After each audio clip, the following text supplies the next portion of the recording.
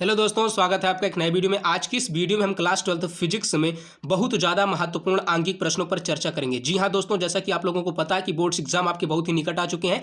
आज हम इस वीडियो में किरचॉफ के नियम पर आधारित प्रश्नों को देखेंगे, जो कि 2 अंक, 3 अंक और कई बार यही प्रश्न 5 अंक में भी पूछ लिए जाते हैं। ठीक है, इस टाइप का प्रश्न इस बार जरूर आएगा, तो आप अच्छे से इस वीडियो में इस टाइप के प्रश्न को समझ सकते हैं। और अगर किसी भी प्रकार का इस टाइप का प्रश्न आएगा बोर्ड एग्जाम में, तो आप जरूर इसको अच्छे से सॉल्व कर पाएंगे। तो बने रहिएगा वीडियो में लास्ट तक पूरे इस कॉन्सेप्ट को सीखने के लिए। ठीक है, तो क्या प्रश्न है, निम्नांकित चित्र से धारा आई का मान ज्ञात कीजिए। एक चित्र दिया हुआ है और यहां से हमें जो है धारा आई का मान ज्ञात करना है। ठीक है, कुछ लोग तो इस चित्र को देख करके घबरा गए होंगे और ये सोच रहे होंगे कि हम इस सवाल को सॉल्व नहीं कर पाएंगे। प्यारे साथियों, आपका भाई इस तरीके से इस सवाल को सॉल्व करेगा कि आप ऐसे सवाल को चुटकियों में सॉल्व करेंगे। ठीक है, तो यहाँ पर क्या दिया गया, यहाँ पर 3 संधि हैं, एक पी संधि है, एक क्यू संधि है और एक आर संधि है। ठीक है, किरचॉफ का जो प्रथम नियम होता है वो उसका नियम ये होता है कि संधि पर आने वाली धाराओं का योग बराबर होता है संधि से दूर जाने वाली धाराओं के योग के। ठीक है, यानी कि संधि की ओर आने वाली धाराओं का योग बराबर होगा संधि से दूर जाने वाली धाराओं के योग के। ठीक है, तो सबसे पहले यहां पर पूछ रहा है धारा आई का मान, आई कहाँ है, यहाँ है, तो इसका मान हमें ज्ञात करना है। आई का मान ज्ञात करने के लिए हमें जो है I1 का मान और I2 का मान ज्ञात करना होगा। ठीक है, तो कैसे ज्ञात करेंगे, यहां पर सर्वप्रथम हम लिखेंगे संधि P पर किरचॉफ के प्रथम नियम से, संधि P पर किरचॉफ के प्रथम नियम से, किरचॉफ के प्रथम नियम से धारा I1 का मान। ठीक है, धारा I1 का मान। अब इसमें हम I1 का मान कैसे ज्ञात करेंगे, ध्यान से धैर्यपूर्वक आप वीडियो में बने रहें, बिल्कुल एक एक कॉन्सेप्ट को आप सीखेंगे। ठीक है, यहां पर देखिए ये धारा क्या हो रही है, संधि की ओर आ रही है, तीर का निशान कैसे ऐसे है तो संधि की ओर ये धारा आ रही है। ठीक है, ये भी धारा संधि की ओर आ रही है। ठीक है, ये धारा संधि से दूर जा रही है, ध्यान से देखिए ये धारा क्या कर रही है, संधि से दूर जा रही है, ये भी धारा संधि से दूर जा रही है। ठीक है, तो किरचॉफ का नियम क्या कहता है कि संधि की ओर आने वाली धाराओं का योग बराबर होता है संधि से दूर जाने वाली धाराओं का योग के ना। तो कैसे इसे सॉल्व करेंगे, सर्वप्रथम यहां पर लिखेंगे 2, ये जो ए है ये जो है विद्युत धारा का मात्रक है, एम्पियर। ठीक है, ए से आप कंफ्यूज मत होइएगा।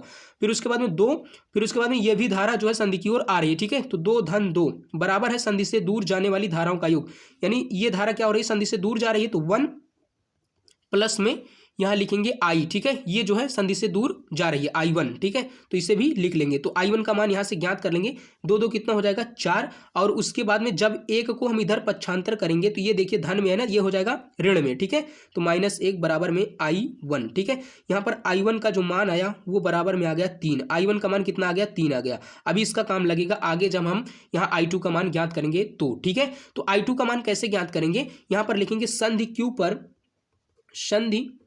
Q पर आप ऐसे लिख करके अगर सवाल को सॉल्व करेंगे तो बहुत ही अच्छा अंक प्राप्त करेंगे। ठीक है, संधि Q पर किरचॉफ के प्रथम नियम से, किरचॉफ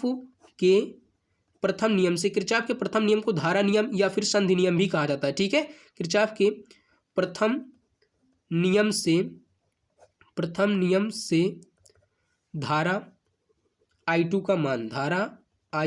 का मान, तो इसका मान कैसे ज्ञात करेंगे, I2 का मान ज्ञात करने के लिए हम क्या करेंगे, यहां पर देखिए I1 धारा संधि की ओर आ रही है। ठीक है, और जो 1 एम्पियर की धारा ये संधि से दूर जा रही है, I2 क्या है, संधि से दूर जा रही है। ठीक है, तो संधि की ओर आने वाली धारा का मान है I1 बराबर संधि से दूर जाने वाली धारा का मान कितना है, 1 एम्पियर और I2 है। ठीक है, तो यहाँ पर लिखेंगे 1 धन में I2। ठीक है, अब यहाँ पर I1 का मान अब हमें यहाँ पर रखना पड़ेगा, I1 का मान कितना आया, 3 एम्पियर, तो यहाँ पर लिखेंगे एम्पियर भी लिख देना आप। ठीक है, 3 एम्पियर, I1 का मान कितना है, 3 बराबर में 1 धन I2।